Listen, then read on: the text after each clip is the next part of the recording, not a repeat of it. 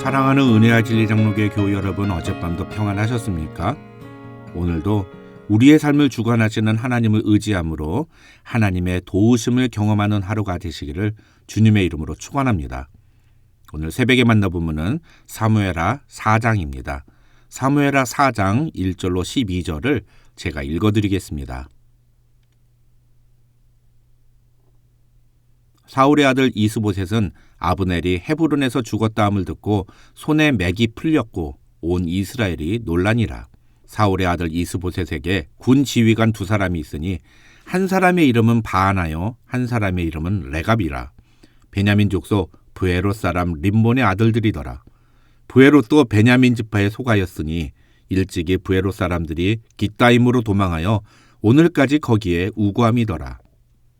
사울의 아들 요나단에게 다리 저는 아들 하나가 있었으니 이름은 무비보셋이라. 전에 사울과 요나단이 죽은 소식이 이스라엘에서 올 때에 그의 나이가 5살이었는데 그 유모가 안고 도망할 때 급히 도망하다가 아이가 떨어져 절개되었더라. 브에롯 사람 림몬의 아들 레갑과 바하나가 길을 떠나 볕이 쬐 때 즈음에 이스보셋의 집에 이르니 마침 그가 침상에서 낮잠을 자는지라. 레갑과 그의 형제 바하나가 밀을 가지러 온 채하고 집 가운데로 들어가서 그의 배를 찌르고 도망하였더라. 그들이 집에 들어가니 이스보셋이 침실에서 침상 위에 누워 있는지라. 그를 쳐 죽이고 목을 베어 그의 머리를 가지고 밤새도록 아라바 길로 가 헤브론에 이르러 다윗 왕에게 이스보셋의 머리를 들이며 아뢰되 왕의 생명을 해하려 하던 원수 사울의 아들 이스보셋의 머리가 여기 있나이다. 여호와께서 오늘 우리 주 되신 왕의 원수를 사울과 그의 자손에게 갚으셨나이다 하니 다윗이 브에롯 사람 림몬의 아들 레갑과 그의 형제 바하나에게 대답하여 그들에게 이르되 내 생명을 여러 환난 가운데서 건지신 여호와께서 살아계심을 두고 맹세하노니 전에 사람이 내게 알리기를 보라 사울이 죽었다 하며 그가 좋은 소식을 전하는 줄로 생각하였어도 내가 그를 잡아 시글락에서 죽여서 그것을 그 소식을 전한 가품으로 삼았거든. 하물며 악인이 의인을 그의 집 침상 위에서 죽인 것이겠느냐. 그런즉 내가 악인의 피 흘린 죄를 너희에게 갚아서 너희를 이 땅에서 없이 하지 아니하겠느냐 하고 청년들에게 명령하며 곧 그들을 죽이고 수족을 베어 헤브론 못가에 매달고 이스보셋의 머리를 가져다가 헤브론에서 아브넬의 무덤에 매장하였더라. 사무엘하 3장과 4장은 다윗이 헤브론에서 보낸 7년의 시간을 소개하고 있습니다. 이 기간은 다윗에게 있어서 참 어정쩡하고 애매한 시간이었을 겁니다. 하나님이 자신을 사울 대신에 이스라엘의 왕으로 선택하셨고 그래서 사무엘을 통해서 자신의 머리에 기름까지 부어주셨는데 이상하게도 사울은 계속 왕의 자리에 앉아있고 그것이 10년 이상이나 지속이 됐습니다. 저는 참 다윗이 대단한 사람이라고 생각되는 게 저였다면 아마 하나님께 막 따졌을 것 같습니다. 사울은 하나님이 버린 사람이고 나는 하나님이 선택한 사람 아니냐고. 그런데도 왜 사울이 계속 왕의 자리에 앉아있는 거냐고 원망을 했을 것 같습니다. 게다가 사울을 죽일 수 있는 기회가 주어졌을 때 조금도 망설이지 않고 사울을 죽였을 것 같습니다. 그래도 잘못한 거 아니지 않습니까? 하나님이 이미 나를 이스라엘의 새 왕으로 세우셨으니까. 그러니까 왕으로서 정당하게 정적을 제거한 거 아닙니까? 그런데 다윗은 그렇게 행동하지 않습니다. 자기가 억지로 왕위에 오르려고 노력하지 않고 하나님이 자신을 왕위에 오르도록 모든 상황을 정리해 주실 때까지 기다립니다.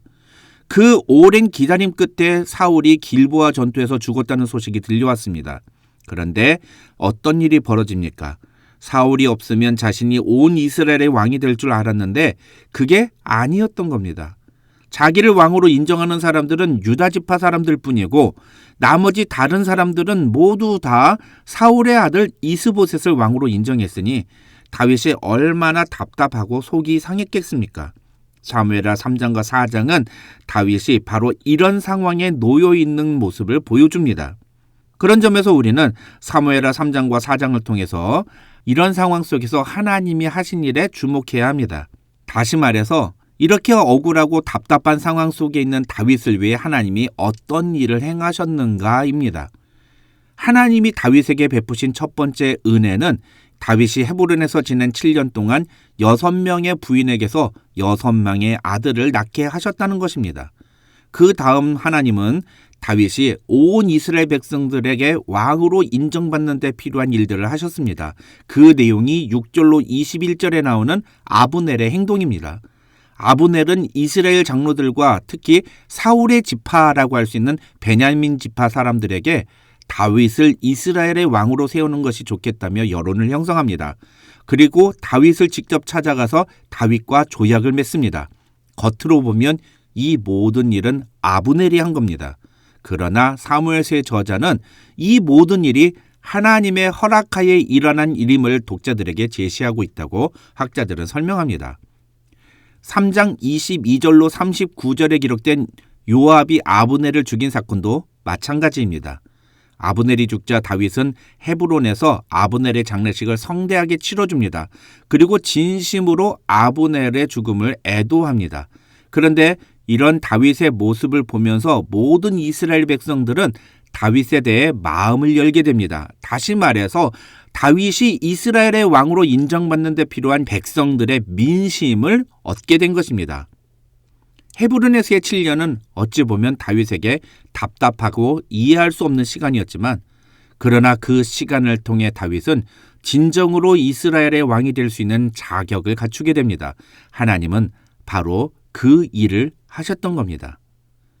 이제 오늘 본문인 사무엘하 4장으로 넘어가겠습니다. 이 사무엘하 4장은 3장에서 아브넬이 죽었다는 소식을 들은 이스보셋의 이야기로 시작합니다. 1절을 보시면 아브넬이 헤브론에서 죽었다는 소식을 들은 이스보셋은 손에 맥이 풀렸다고 성경은 말합니다. 그렇게 맥이 빠진 이스보셋은 매일 침대에 누워 있었습니다.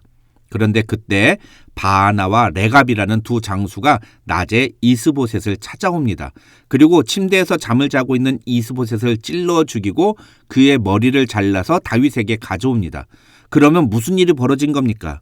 아까 사무엘하 3장에서 다윗이 정치적인 기반이나 민심을 얻었다고 말씀드렸지만 마지막으로 해결되지 않은 사건이 하나 있었습니다. 그것이 바로 이스보셋입니다. 그런데 그걸 누가 해결해 준 겁니까? 바하나와 레갑이 해결해 준 겁니다. 그러면 고마운 일 아닙니까? 마지막 남은 숙제를 해결해 줬으니까 상을 줘야 하는 거 아닙니까? 그런데 다윗은 바하나와 레갑에게 악인이 의인을 그의 집 침상 위에서 죽였으니 그 죄를 너희에게 갚겠다고 말하면서 바하나와 레갑을 죽여버립니다. 이게 오늘 본문의 내용입니다. 앞서도 말씀드렸지만 바하나와 레갑은 다윗의 마지막 남은 정적을 제거해 준 사람들입니다. 이스라엘의 장로들도 다윗에게 마음을 열었고 백성들도 다윗을 인정하기 시작했습니다. 그러면 이제 이스보셋이라는 존재만 사라지면 다윗은 자신이 드디어 꿈에도 그리던 온 이스라엘의 왕이 되는 것이었습니다. 그런 점에서 사실 정치적인 관점에서 봤을 때는 다윗이 바하나와 레갑에게 상을 줘야 마땅한 겁니다. 다윗이 해야 할 일을 바하나와 레갑이 알아서 처리해 주었기 때문입니다. 하지만 다윗은 오히려 바하나와 레갑에게 진노합니다. 그들을 악인이라고 표현하면서 그들의 죄를 갚겠다며 처형합니다. 그러면서 9절에서 다윗은 레갑과 바하나에게 이렇게 말합니다. 내 생명을 여러 환난 가운데서 건지신 여호와께서 살아계심을 두고 맹세하노니. 무슨 말이냐? 너희가 나를 왕이 되게 하는 것이 아니다. 나를 왕으로 삼으시고 나의 모든 문제를 해결해 주시는 분은 하나님이시다. 이런 말을 하고 있는 겁니다. 오늘 본문이 우리에게 보여주는 내용은 다윗은 목적을 이루기 위해 수단을 정당화하지 않았다는 것입니다.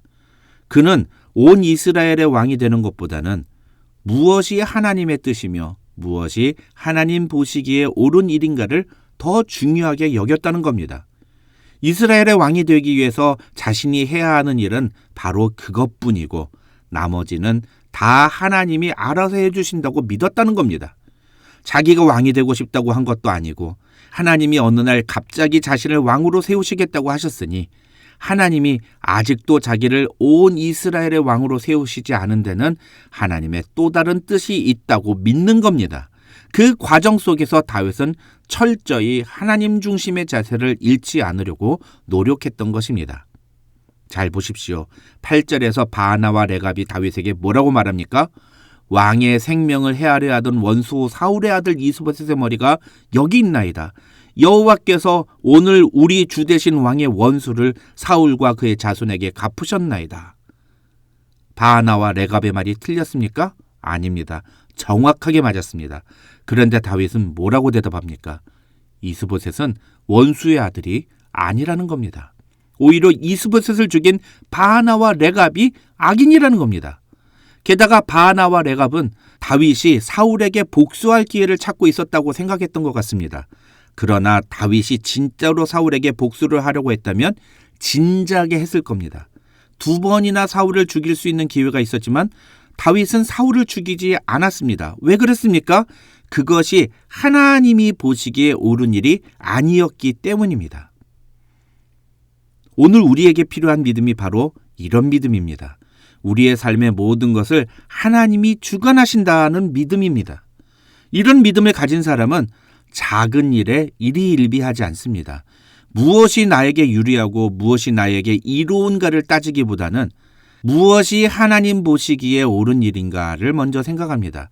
그래서 하나님이 보시기에 악한 일이라면 절대로 그것을 허용하지 않습니다. 이스보셋을 암살하고 그 머리를 가져온 바나와 레갑을 환영하지 않고 오히려 그들의 행위를 악행으로 규정하고 처형한 다윗처럼 설령 이것이 나에게 정말 유리한 일이라 할지라도 하나님 보시기에 악한 일이라면 절대로 그것을 선택하거나 기뻐하지 않겠다는 마음의 결단이 우리에게 필요한 것입니다. 혹시 여러분도 다윗과 같은 심정으로 지금 이 시간을 보내고 있진 않습니까? 오늘 다윗이 9절에서 고백하는 것처럼 우리의 인생의 어려운 문제들을 해결해 주시고 우리를 환난 가운데서 건지시는 분은 오직 여호와 하나님뿐이라는 사실을 믿으시기 바랍니다. 하나님을 바라보고 하나님이 여러분을 모든 환난에서 건지는 분이심을 믿음으로 고백하시기 바랍니다. 그리고 하나님이 보시기에 옳은 일을 하십시오.